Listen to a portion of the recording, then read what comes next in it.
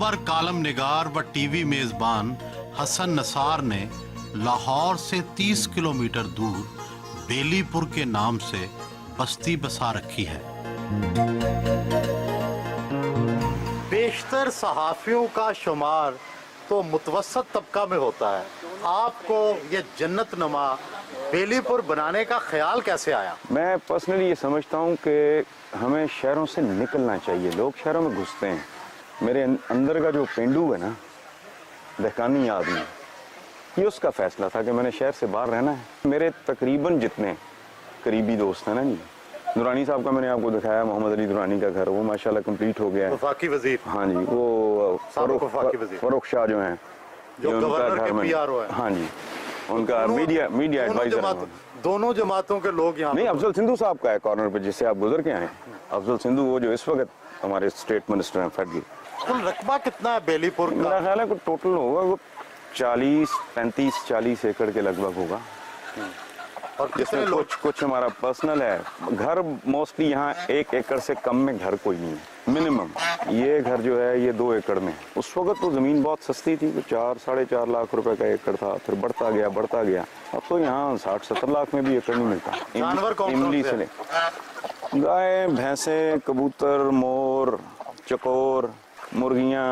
कितनी आप मालियत इसकी समझते हैं? 2-2.5-3 करोड़ का होगा। तो इसको इन टर्म्स ऑफ मनी मेरा ख्याल है नहीं देखना चाहिए। इसको इन टर्म्स ऑफ नेचर आप बंदा देखे ना कि कुदरत के आप नज़दीक तर हैं, ग्रीनरी है, बर्ड्स हैं। और मेरा पैशन है, याशी भी है, याशी जो if one wants to interpret it that way तो ठीक है। ऐसे मुल्क में जहाँ लोगों को रहने के लिए घर नहीं है, 2 मरले 1 मरले का घर मुयस्सर नहीं है, उस मुल्क में तो ये याशी है। It's difficult to answer. इसको इस तरह चाहे देखा जा सकता है, लेकिन जिसे क्वालिटी ऑफ लाइफ कहते हैं। मेरे एक बच्चे का प्रॉब्लम था कि उसको 102 टेम्परेचर हो तो ना फिट्स पड़ने शुरू हो जाते थे। यहाँ शिफ्टिंग के बाद मुझे 6 साल हो गए। विदिन 6 months ही रिकवर्ड। बहुत पुराना लग रहा है।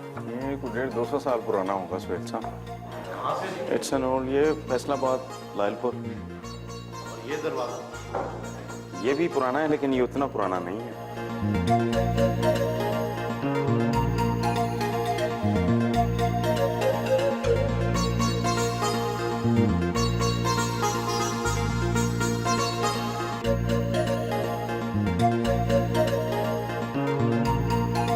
आज के शायर, ड्रामा निगार और कालम निगार हसन निसार ने जिंदगी में उतार चढ़ाव तो बहुत देखे होंगे।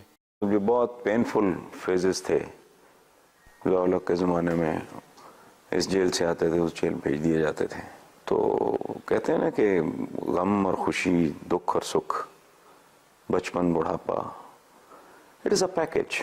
सो मैंने उतार भी एंजॉय किया है, चढ़ाव भी एंजॉय किया है। लायलपुर में परवरिश हुई, तालीम कहाँ हासिल की? I was born in Rawalpindi in 51। मेरी धदियाल की जो साइड है ना, वो बहुत ही पढ़े लिखे लोग, दादा परदादा, शेक्सपियर, मौलाना रूम, इसके हाफिज थे मेरे दादा। तो वो थे, वो सेटल्ड इन मियाँ चन्नू, तो वो मुझे ले गए उधर। फिर साल एक के बाद उन्होंने कहा कि यहाँ एजुकेशन का चूँकि ठीक बंदोबस्त नहीं है।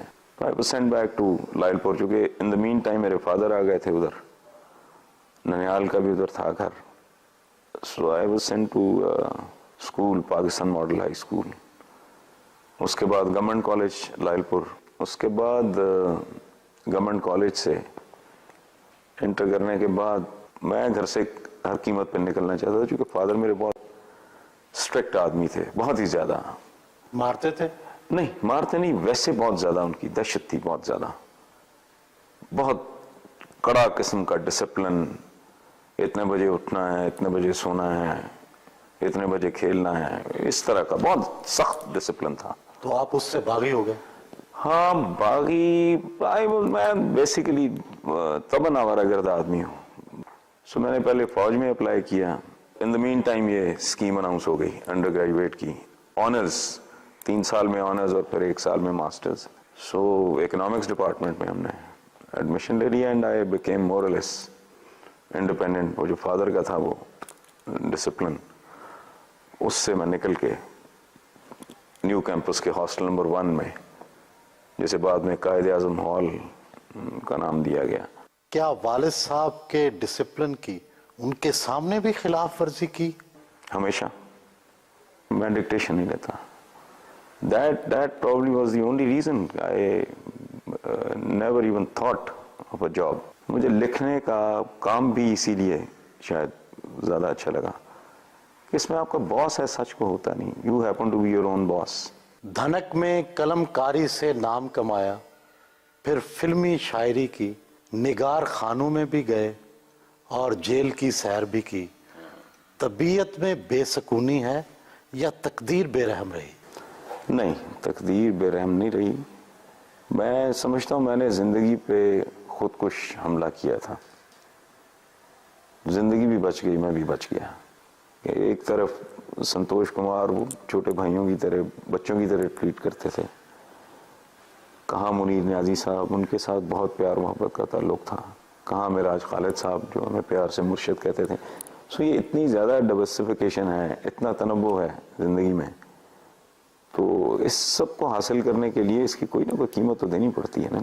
पहला सियासी रोमांस जुल्फ़िकार अली भुट्टो से किया, फिर ऐसे बरगश्ता हुए कि पीपल्स पार्टी के खिलाफ सख्त लिखना शुरू कर दिया। मैं अब हीरो वर्शिप पे बिलीव नहीं करता। अगर सोच समझ के गहराई और गहराई के साथ सीरत पड़ी हो तो फिर नबी करीम के बाद मैं समझता हूँ कि कोई और कायद कम से कम मुसलमान को तो ज़ेब नहीं देता। पढ़े लिखे हसन निसार को क्या ज़रूरत आन पड़ी थी कि रेडी लगाकर बैठ गए? नहीं, उसमें यह था कि जब घर बार वो किसी मसले पे मेरे फादर ने, अल्लाह उन्हें गरीब की रहमत करे, उन्होंने मेरी वालदा को कहा कि ये इसे समझाओ कि अगर ये अपने प्रिंसिपल्स के तहत ज़िंदगी गुजारना चाहता है तो अपनी दुनिया में अपने प्रिंसिपल्स, मेरे घर में मेरे उसूल। मैंने कहा जी आज के बाद मैं वालिद का दिया हुआ नाम भी इस्तेमाल नहीं करूँगा। Hasan Nisar is not my real name. मेरे वालिद का नाम था मियां निसारुल हक, मेरा नाम है इसरारुल हक। सो थोड़े से पैसे जो मैंने लिए थे उसमें मैं सिर्फ रेडी लगा सकता था। बाद में वालिद साहब से सुलह सफाई हो गई? हाँ हाँ, डेफिनेटली, वाज वेरी हैप्पी। पता नहीं ये लफ्ज़ मुझे इस्तेमाल करना चाहिए कि नहीं। आमरीत, मतलब उनके इर्द गिर्द उनके हुक्म के बगैर कोई चीज़ मुमकिन नहीं थी। आप में भी कुछ ऐसे जरासीम का शायबा है? डेफिनेटली, आपने बिल्कुल ठीक पॉइंट आउट किया है। मैं अपने इर्द गिर्द, अपने माहौल, अपनी दुनिया में मैं अपना कमांड कंट्रोल, लेकिन मैं फ्लेक्सिबल हूँ। आपको जिंदगी में बहुत बड़ी कामयाबी तो कालम निगारी से मिली, इस तरफ आ कैसे गए? ये हादसा है। मुझे बेनज़ीर भुट्टो साहिबा ने,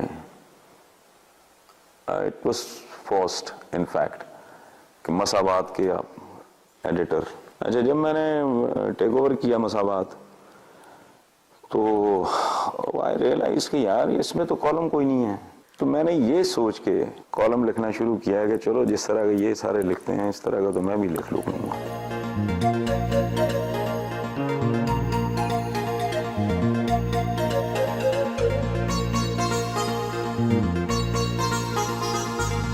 अखबार पढ़ना हो या कॉलम लिखना हो तो वो खूबसूरत माहौल में बहुत जल्दी आता है, लेकिन वैसे ही ठीक भी हो जाता है जल्दी। आपके शौहर जज्बाती हैं, गुस्से के तेज हैं, घर का माहौल कैसे पुरसकून रखती हैं? तो उसके लिए मुझे सॉफ्ट होना पड़ता है इनका गुस्सा दबाने के लिए मुझे मुस्कुराना पड़ता है। टीवी का रिमोट हो, घर की बत्तियां हो या एसी चलाना हो, शौहर आपकी मदद मांगते हैं, क्या ये वाकई आपके कंट्रोल में है?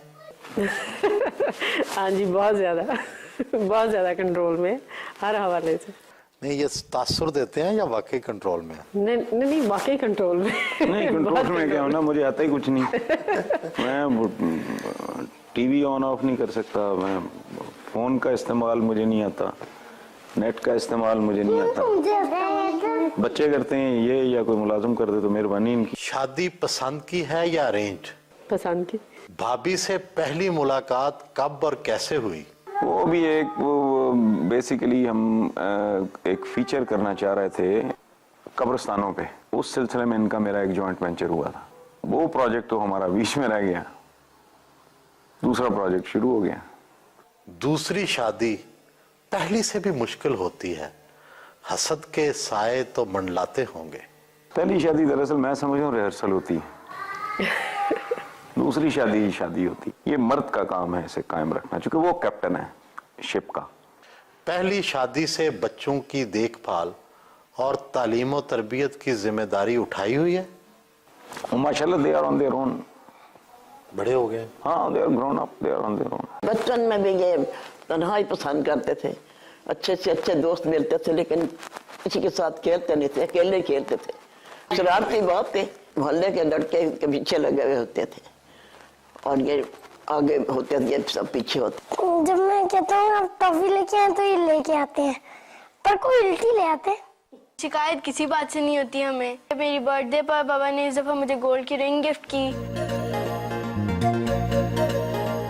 तेरे होते जन्म लिया होता, कोई मुझसा न दूसरा होता, सांस लेता तू और मैं जी उठता, काश मक्के की मैं फिजा होता, चांद होता तेरे जमाने का जो तेरे हुक्म से पटा होता। फरमाइश पर अपनी मशहूर जमाना नात सुनाई। ग्रीन एकर्स में अपनी बहन गजाला निसार के घर पहुंचे। भाई तो भाई होते हैं ना, लेकिन मेरे लिए इतने स्पेशल है ये। इसकी एक वजह ये भी है कि जब हम छोटे थे तो हम दोनों ने टाइम एक दूसरे के साथ ज़्यादा गुजारा, दोस्ती बहुत ज़्यादा है, लड़ाइयाँ भी बड़ी की हम लोगों ने बचपन में। एक दफ़ा मेरी गर्दन दबा दी थी।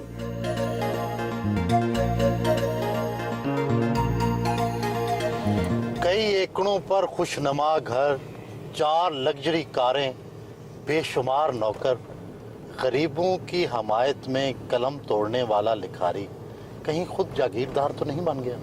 मैं ये समझता हूँ कि खूबसूरती से जिंदा रहने का सिर्फ चोरों, डाकुओं, स्मगलरों, कमीशन खोरों, राशियों का ही हक तो नहीं है। आई एम अ राइटर, मैं सोचने और लिखने पढ़ने वाला आदमी हूँ। आई struggled a lot, I made it. ठीक है, जिसे कहते हैं ना, I made it through the rain. तो वही मैं भूल नहीं गया उस दुख को। कई हल्के जर्नलिस्टों की आमदनी के हवाले से भी सवालात उठाते हैं। क्या लिखारी और सहाफ़ी अब इस काबिल हो गए हैं कि वो एक मुतमव्वल ज़िंदगी गुजार सकें? Media is an industry. मेरी तो अपनी किताबों की अल्हम्दुलिल्लाह रॉयल्टी मेरे बात ये करनी अच्छी नहीं लगती। मैं तो पब्लिशर्स पीछे पड़े हुए थे, मैं तो कभी किताब छप के आई खोल के भी नहीं देखी किसी इदारे के साथ, किसी पब्लिशर के साथ। मैंने सुहेल साहब आज तक बार्गेन नहीं किया। आपकी माहाना आमदनी कितनी है? मैं आप यूं समझ लें कि बहुत लेविश और बड़ा इधर उधर शेयर करने के बावजूद भी I end up saving a few lakhs. बस यूं कह लें वो अच्छा नहीं लगता। और मुझे वो कहता है हाँ जी 7-8 लाख तो होगी। हाँ, तो डेफिनेटली इतनी एवरेज तो बन जाती होगी। मौसीकी के लेजेंड नुसरत फतेह अली खान से बचपन में आपका दोस्ताना रहा कोई वाकया तो सुनाए। उसका तो बचपन ही सुहेल साहब मेरे घर में गुजरा है। हम तो उसे पेजी कहते थे। तो my mother used to tell him to stop eating. उसको पता नहीं था कि खाना कहीं रोकना भी है। ठीक है, गर्मियों में हमारे घर में कांजी बनती थी तो एक पूरी मटकी उसके लिए अलग। लिखारी हैं, शायर हैं, रोमांस तो बेशुमार हो गए होंगे। हर आदमी अपने हिस्से की झक मारता है जिंदगी में। तो जाहिर है I am also one of those millions. 35 के लगभग मेरी अंदर से ना दुनिया तब्दील हो गई। इससे पहले रोमांस किया? हाँ, उससे पहले वही मैंने कहा ना कि अपने अपने अपने हिस्से की झक हर आदमी वो कितने मारता की है, है? और ऐसा भी हुआ जिंदगी में। मैं व्हेन आई लुक बैक तो आदमी हंसता है कि ऐसी बेशुमार शख्सियात हैं जिनके बारे में मेरा ख्याल था कि अगर ये ना मिली तो वो जिंदगी से ही हाथ धो बैठेंगे। मॉडल टाउन क्लब पहुंचे।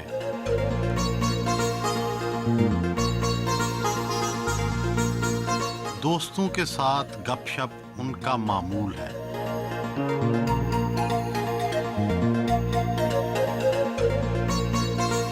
घर वापस पहुंचे। आप हमेशा अकल और होशमंदी से काम लेने की बात करते हैं, लेकिन अपनी तहरीर व तकरीर में हमेशा जज्बाती रंग इख्तियार करते हैं। अकल और जज्बात तो एक दूसरे की जिद होते हैं। ये बड़ी इंटरेस्टिंग बात की है आपने। मैं कोई फर्नीचर का पीस तो हूँ नहीं, ठीक है जी, मैं कोई कुशन भी नहीं हूँ, कोई एस्ट्रे भी नहीं हूँ। आई एम ह्यूमन बीइंग, और ह्यूमन बीइंग की एक बहुत बड़ी पहचान उसका इमोशन है, ठीक है। इमोशन का अगर ब्लेंड नहीं होता लॉजिक के साथ तो मेरा ख्याल उसमें तासीर नहीं होती। मैं तो यकीन करें रगें फटने लगती हैं बाज़ औक़ात बंदा जब सोचता है कि 61 साल इंसानों को जानवर बना के रखा हुआ है, इस मुल्क के आइन का नहीं पता। यहां आज तक ही फैसला नहीं हो पा रहा कि जुमे की छुट्टी होगी या इतवार की होगी, मीडियम आपका इंग्लिश होगा, उर्दू होगा। मेरा बस चले तो मैं तो इनको तोपों के आगे खड़ा कर दूं। तो ये ऐसी बात है जिसको आदमी तहम्मुल से बयान करे। इस मुल्क के हालात ऐसे हैं। मेरा ये इमोशन कहीं अगर 25-30 साल की उम्र में मेरे अंदर ये फीलिंग, ये एहसास जाग गया होता तो I would have become a criminal. इनकलाब, तब्दीली, सबसे मायूसी, क्या इस तरह के बागियाना ख्यालात से इंतशार नहीं फैलता? इनकलाब बुनियादी तौर पे नए बदमाश पैदा करने का नाम है, लेकिन इसके बावजूद ये होना चाहिए। कैसे? मखसूस तबके काबज हैं, ये सड़ांत, ये बदबू है, ये गटर है।